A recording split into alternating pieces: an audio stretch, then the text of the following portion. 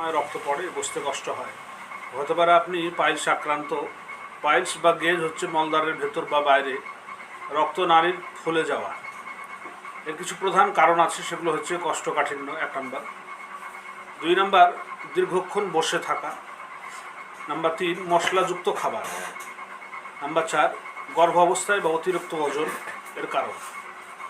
পাইলসের 2টি ধরন আছে, তার মধ্যে একটি ধরন হচ্ছে সেটা হচ্ছে বাহিক্য, যেটাকে এক্সটার্নাল বলা হয়, যেটা বাইরে ফোলা ভাব বা ব্যথা। আর যেটা অভ্যন্তরীণ বা ইন্টারনাল, রক্ত পড়ে কিন্তু ব্যথা কম হয়।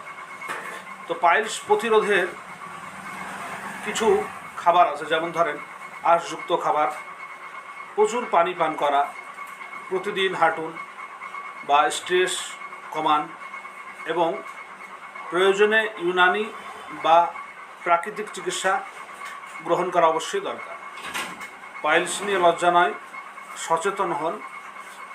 আরও তথ্য ও চিকিৎসার জন্য আমাদের এই পেজে যুক্ত থাকুন।